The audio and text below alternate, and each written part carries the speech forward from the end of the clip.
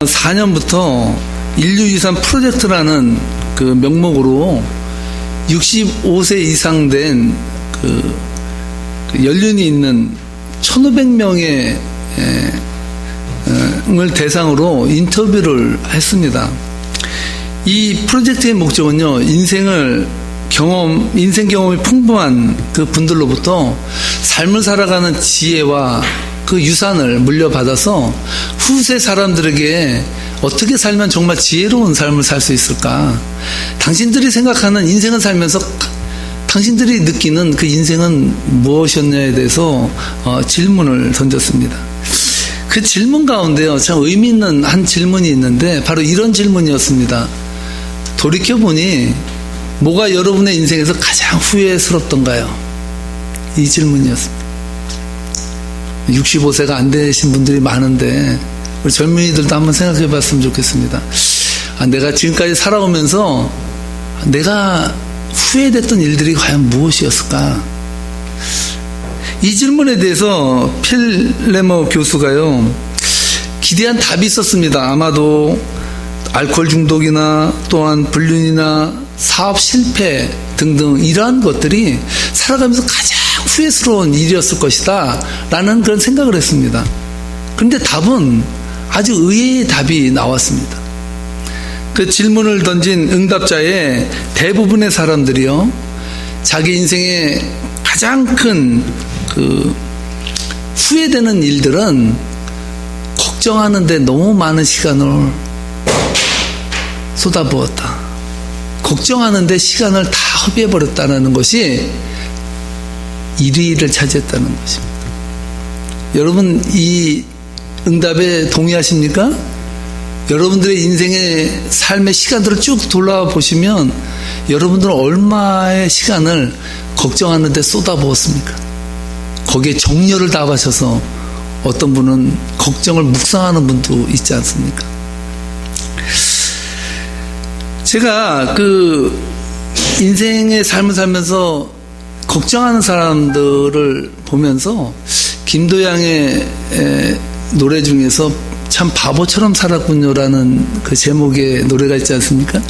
이것을 한번 패러디해서 이렇게 한번 불러볼 수도 있겠다 생각했습니다. 난 참 걱정하며 살았군요.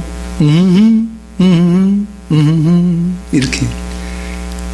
그러면 참 인생에 우리가 삶을 돌이켜보면 정말 후회되며 걱정하며 살았던 인생이다 라는 것을 우리도 고백할 수 있겠다라는 생각을 하게 됩니다. 제가 이 필레모 교수의 질문에 관심을 가지는 이유는 세상 사람들뿐만 아니라 하나님을 믿고 의지하고 그 안에서 만족과 기쁨과 해방을 누리며 살아가는 그리스도인들에게도 걱정과 불안과 두려움은 끊임없이 우리를 괴롭히는 주 메뉴라는 사실 때문입니다. 기독교의 영성 작가인 맥스 루케이드 목사님이요, 인생의 어떤 순간에도 하나님은 너를 포기하지 않는다라는 제목의 책을 쓰셨는데, 이 책에서 두려움이 가져오는 치명적인 문제에 대해서 이렇게 설명했습니다. 두려움이 우리 그리스도인들에게 주는 치명적인 문제는, 두려움은 우리의 기억력을 고갈시키기 때문이다 라고 말했습니다. 여러분, 두려움과 우리의 기억력이 어떻게 매치가 될까요? 왜 이 맥스 루케이드 목사님은 왜 두려움이 우리의 기억력을 고갈시키는 문제와 결부된다고 말을 했을까요? 그는 자세하게 이 문제에 대해서 이러한 예화를 통해서 우리들에게 설명해 주고 있습니다. 바로 예수님의 제자들인데요, 예수님의 제자들은 예수님과 함께 3년의 공생 기간을 가지면서 엄청난 기적을 체험하고 치유의 역사를 눈으로 목격하고 엄청난 파워풀한 예수님의 능력을 그들은 직접 체험했던 사람들이었습니다. 그런데 그 무수히 많은 체험과 능력의 그 은혜를 입었던 제자들이 막상 갈릴리 호수 한복판에서 풍랑을 만났을 때 그들은 예수님이 베푸신 능력과 기적에 대해서는 기억나지 않았다는 거예요. 그들은 예수님이 자신들과 함께 하고 계시다는 그 확신은 온데간데 없고 완전히 두려움에 휩싸여서 주님 도와주시옵소서 이렇게 두려워 떠는 제자들을 보면서 인생은 늘 두려움 속에서 기억력이 고갈되는 그 은혜를 망각하는 그런 삶을 산다라는 그러한 생각을 하게 되었다는 것입니다. 여러분, 예수님의 기적 사건을 보면서 안 믿을 사람이 어디 있습니까? 누구나가 다 그때는 다 믿는 것 같아요. 그런데 보고 체험했다라고 해서 다 믿음이 되는 게 아니라는 것이죠. 그 무수한 기적의 사건을 경험한 제자들도 예수님과 함께 탄 배가 풍랑이는 바다 한가운데서 출렁이기 시작하자 그들이 경험한 기적의 사건들도 소용이 없었다는 것입니다. 절대절명의 위기 가운데 세상과 나는 간 곳 없고 구속한 주만 보이는 것이 아니라 예수님과 그 은혜는 간 곳 없고 그들의 눈에는 집채만한 파도만 보이기 시작했다는 것이죠. 오늘 본문에서도요, 하나님의 사랑에 대한 기억력을 고갈시키는 바로 그 두려움의 문제를 아주 섬세하게 다루고 있습니다. 그것도 믿음의 용사라고 하는 여호수아를 통해서 우리들에게 두려움이 무엇인가에 대해서 자세하게 우리들에게 말해주고 있습니다. 오늘 본문에 대해서 성경 작가 중에 한 분은 여호수아서를요, 여호수아의 취임식, 오늘 본문을 가리켜서 여호수아의 취임식 장면을 묘사하고 있다라고 말하고 있습니다. 출애굽 1세대였던 모세의 시대가 가고 이제 새로운 가나안 정복의 시대를 이끌어갈 여호수아가 하나님으로부터 인정받고 취임하는 모습을 본문을 통해서 상상할 수 있다는 것이죠. 그런데 여러분, 이상한 것은 모세로부터 여호수아로 이어지는 그 출애굽 2세대를 향해서 주시는 비전의 취임식의 현장에 하나님은 축복의 메시지를 전해주시는 것이 아니라 이상하게 두려워하지 말라는 말을 계속하는 거예요. 쉽게 얘기해서 김우창 목사가 세계명교회에 부임했는데 이 세계명교회를 맡은 김 목사를 향해서 하나님께서는 이제 너에게 영광을 부어주리라, 이제 너의 입술을 통해 하나님의 능력이 나가리라 말씀하시지 않냐고, 김 목사 두려워하지 마, 걱정하지 마 이랬다는 거예요. 그렇다면 여호수아는 모세의 대를 이어서 하나님의 백성들을 이끌어가는 지도자로 세워지는 그 순간에 어떠한 모습으로 서 있었다는 거예요? 한마디로 말해서 덜덜덜덜 떨고 있었다는 것을 본문을 통해서 생각해 볼 수 있다는 것입니다. 한번 9절 말씀을 함께 읽겠습니다. 9절 말씀에 그 사실을 말해주는데요. 읽겠습니다. 내가 내게 명령한 것이 아니냐? 강하고 담대하라. 두려워하지 말며 놀라지 말라. 내가 어디로 가든지 네 하나님 여호와가 너와 함께 하느니라 하시니라. 여러분, 이 구절을 읽으면서 어떤 생각으로, 어떠한 방식으로 이 구절을 해석해 갑니까? 출애굽 2세대를 이끌 막중한 임무를 부여받은 여호수아의 모습 속에서 두려움에 떨고 있는 모습은 본문에서 말해주고 있지 않아요. 여호수아가 두려움에 떨었다는 말은 오늘 본문에서 말하고 있지 않습니다. 그럼에도 불구하고 6절 말씀 이하에서 우리가 계속 반복적으로 하나님께서 여호수아에게 말씀하시는 메시지는 계속해서 담대하라, 두려워하지 말라는 말씀이라는 거예요. 어떻게 보면 여호수아가 두려움이라는 이 문제의 치명적인 아픔을 지금 호소하고 있음을 보게 됩니다. 여호수아야, 강하고 담대하게 서야 한다. 여호수아야, 너 두려워하고 있구나. 두려워하지 마라. 내가 너에게 명령하지 않냐? 이것은 명령이야. 절대로 두려워해서는 안 된다 라고 하나님께서 계속해서 여호수아를 향해서 말씀하고 있다는 것이죠. 사실요, 여호수아와 두려움이라는 이 단어는 매치되지 않는 단어예요. 우리는 여태까지 이 모세 오경을 통해서 여호수아의 삶을 유추해서 보면요, 여호수아는 항상 담대한 사람, 두려움이 없는 사람, 불굴의 의지로 하나님의 말씀으로 뚫어 나갔던 그 야성을 가진 사람이 여호수아라고 우리는 생각했거든요. 또 오늘 본문은 그렇게 말하지 않아요. 여호수아는 두려움에 떨었던 사람이라고 말한다는 것이죠. 민수기 14장에 나오는 가나안의 정탐꾼을 보내는 이야기를 아시지 않습니까? 그때 10명의 정탐꾼들은 하나같이 가나안을 보고서 우리는 메뚜기다, 이제 죽었다, 거기에는 거인 같은 사람들이 사는 정말 무시무시한 곳이다라고 절망할 때 여호수아와 갈렙은요, 그들은 우리의 밥이다, 하나님께서 그 땅을 우리에게 줬다라는 비전을 가지고 나갔던 사람이 바로 여호수아였습니다. 그토록 담대하던 여호수아는 오늘 두려움에 떨고 있다는 거예요. 믿음의 사람 여호수아에게도 두려움이 찾아왔다는 것이죠. 저는요, 오늘 이 본문 속에서 하나님께서 우리들에게 3가지 메시지를 제시해주고 있다고 봅니다.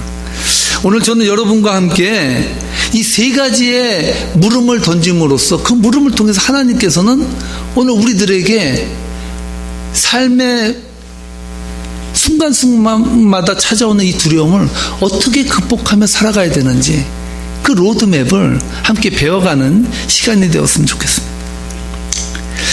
그 3가지 질문은 바로 이것입니다. 왜 여호수아는, 그토록 담대하던 여호수아가 두려움에 지금 떨고 있는 것인가? 두 번째는 두려움에 떨고 있는 여호수아에게 주시는 하나님의 처방전이 있는데 그 처방전은 무엇이었나? 세 번째는 여호수아에게 말씀하신 그 하나님의 메시지가 오늘을 살아가는 우리들에게는 어떻게 적용될 수 있는가? 이 3가지 문제를 함께 오늘 본문을 통해서 살아계신 하나님의 그 뜻을 여러분들이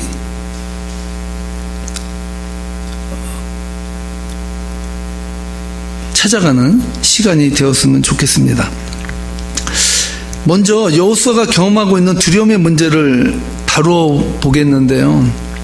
여러분, 그토록 용맹스럽던 여호수아가 왜 갑자기 종이호랑이가 된 것입니까? 왜 그는 두려워할까요? 여호수아가 두려워한 데는요, 2가지 문제가 있었어요.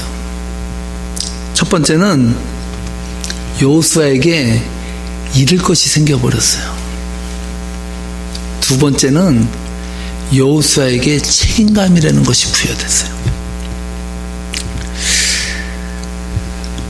저는요, 보통 제가 가지고 다니는 것에 그렇게 미련이나 걱정이나 뭐 잃어버릴까 그렇게 많이 고민하지는 않습니다. 사실 제가 들고 다니는 가방 안에는 설교할 때 쓰는 그 갤럭시 탭이 있죠. 그래도 이것도 그렇게 가치가 나가지는 않습니다. 그래서 저는 이 가방을 들고 다닐 때 아무데나 이렇게 잘 놔두는 편입니다. 그런데 지난 8월에 저에게 이 가방의 소중함을 절실히 느꼈던 일이 벌어졌습니다. 제가 선교지에 보낼 3,000불의 선교원금을 제 가방에다 넣어뒀습니다. 그리고 나서 놀라운 변화가 일어났습니다. 저에게. 어떤 변화냐면 이 가방을 사서 해야 된다는 역사적 사명이 생겼습니다. 이 가방을 잊어버리면 어떡하나? 이 가방 어디 있지? 차에 탈 때마다 옆에다 이렇게 놓고 그 가방을 제가 잡고 있을 정도로 그 가방에 갑자기 애착이 들었습니다. 왜 그렇겠습니까? 잃을 게 생겼어요. 잃어버리면 안 된다라는 거. 내가 지금 중요한 것을 가지고 있다라는 생각이 들었던 것입니다.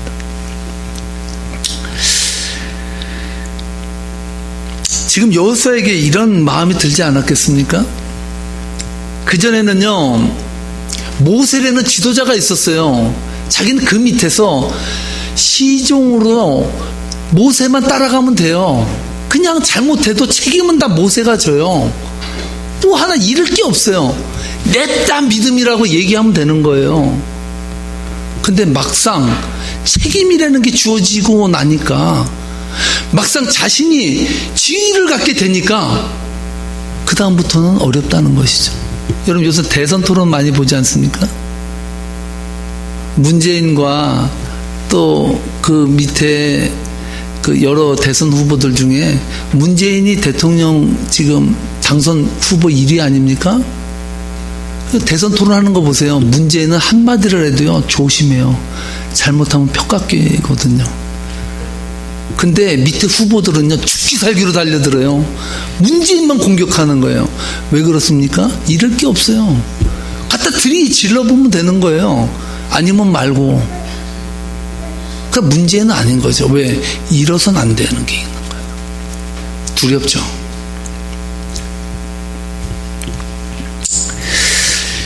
여러분 그래서 초신자들이 교회에서 대접받는 거예요. 그것도 왕대접 받습니다. 큰 소리 쳐도 뭐 그리 손해날 게 없어요. 그러니까 냈다 한번 질러보면 되는 거예요. 교회에 사랑 없어! 이래도 할 말 없어요. 저는 죄인이 됩니다. 죄송합니다 성도님. 제가 부족해서.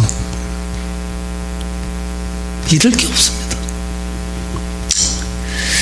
그래서 어떤 분은 평생 나는 초신자로 살 거야 라고 다짐하는 분도 있더라고요. 저희 교회는 없어서 다행인데 저 옆 교회는 그런 교인들이 있다라는 말이 가끔 들립니다.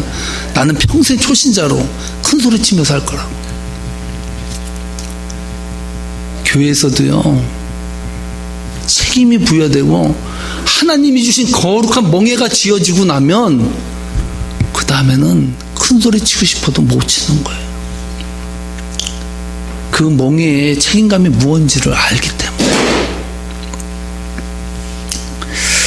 여러분 그래서 믿음이 있는 분들은요 사람을 보고 신앙생활하는 것이 아니라 주님을 보고 신앙생활을 하기에 뭐 좀 섭섭해도 괜찮습니다. 믿음 안에서 이해되기 때문입니다.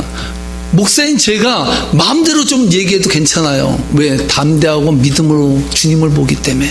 목사를 안 보기 때문에 걱정이 안 되는 것이죠. 여호수아에게는 모세가 짊어졌던 그 책임감이 주어졌습니다.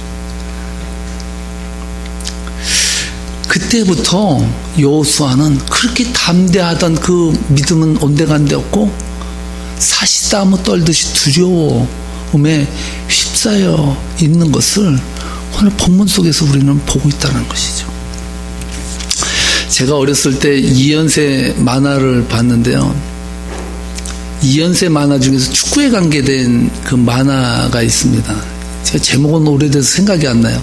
근데 한 가지 생각나는 것은 이 축구팀이 시골의 한 조그만 학교의 축구팀인데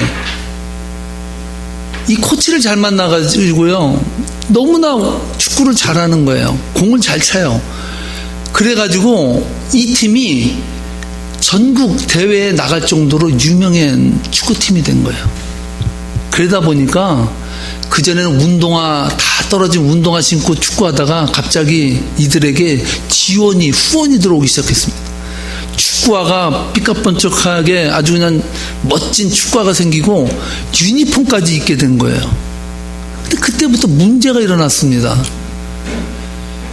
축구를 하는데 경기를 하는데 공이 날라오는데 공 보고 뛰지 않고 공 보고 피하는 것입니다. 그래서 코치가 깜짝 놀란 거야. 아니 얘네들이 갑자기 미쳤나? 갑자기 그렇게 잘 뛰던 애들이 갑자기 공만 오면 옆으로 피하는 거예요.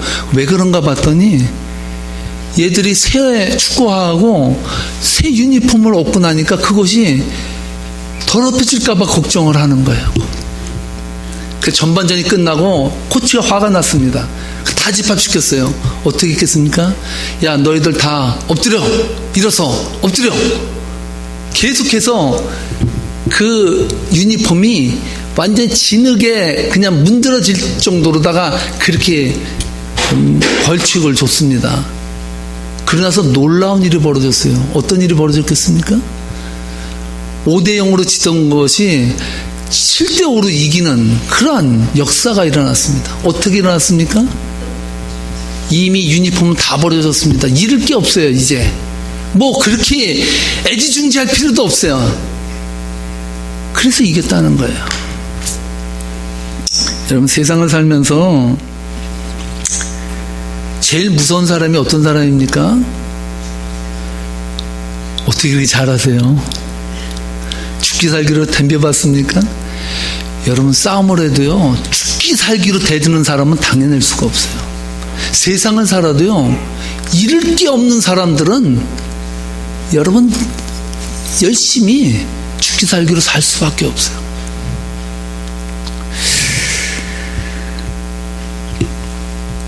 왜냐하면 잃을 게 별로 없기 때문에 그렇죠. 저는 이 세상에 살아가는 사람들에게 두 가지 부류의 사람이 있다고 생각을 해요. 첫 번째 사람은 잃을 게 너무 많아서 두려워하는 사람이에요. 너무 가진 게 많아. 이걸 지켜야 돼요. 너무 두려워요. 가진 것을 지키는 것이 더 어렵거든요.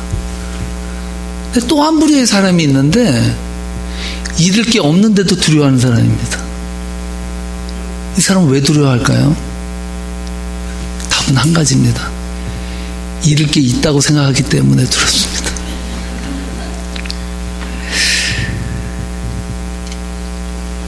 여러분, 오늘 말씀이 중요한 이유는 두려움에 떨고 있는 그 막중한 책임감으로 말미암아 어찌할 바를 모르고 있는 여호수아에게 하나님이 찾아오셨다는 사실이에요.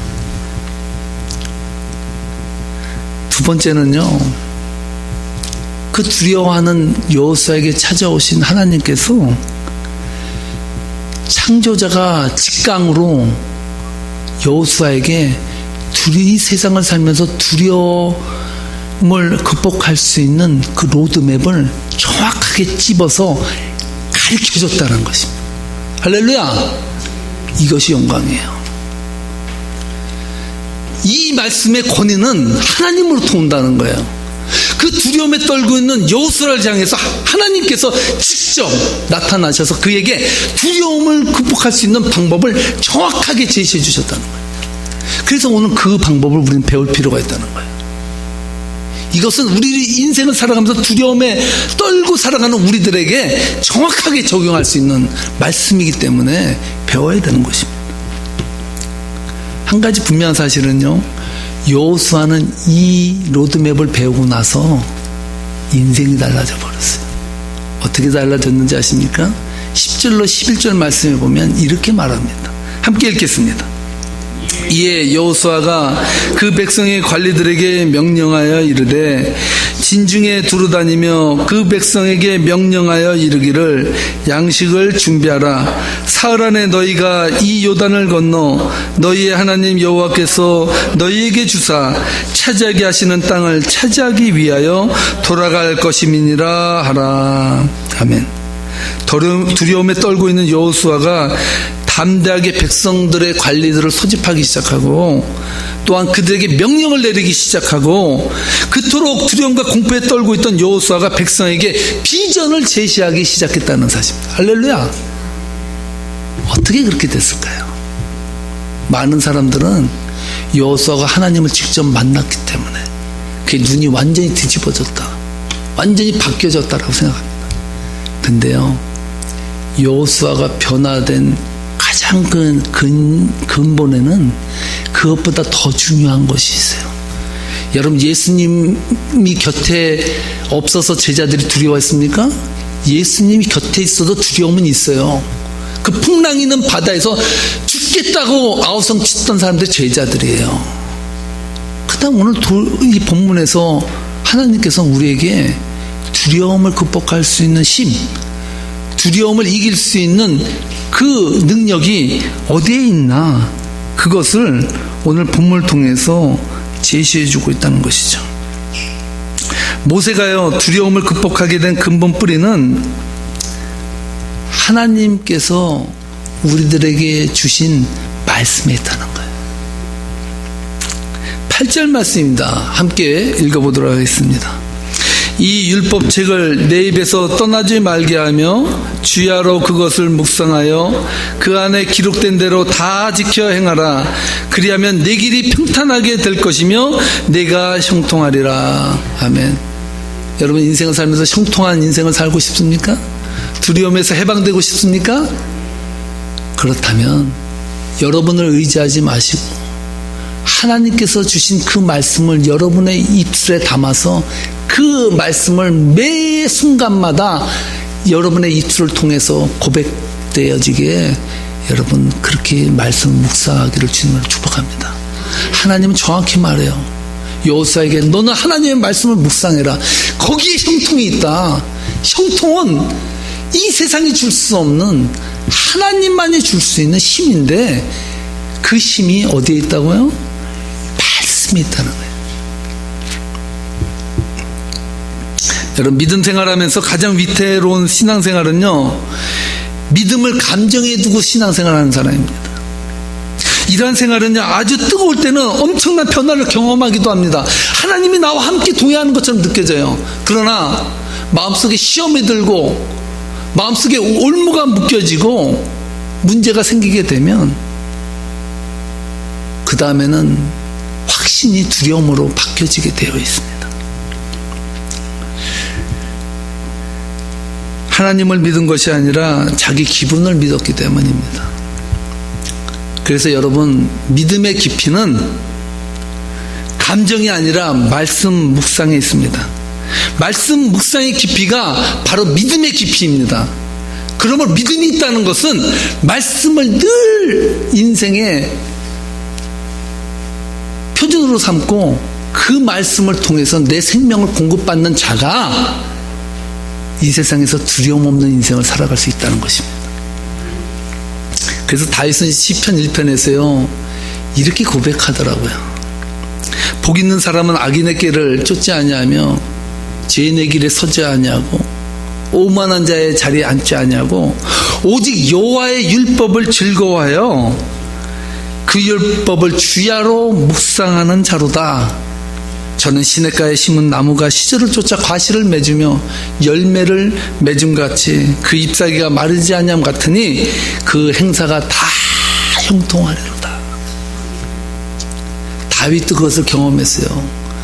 다윗이 인생을 두려움 없이 형통하게 사는 방법이 뭐냐? 그 말씀을 늘 묵상하며 그 말씀을 표준 삼고 살아갈 때 거기에 행복이 있다는 것을 다윗도 깨달았다는 것입니다.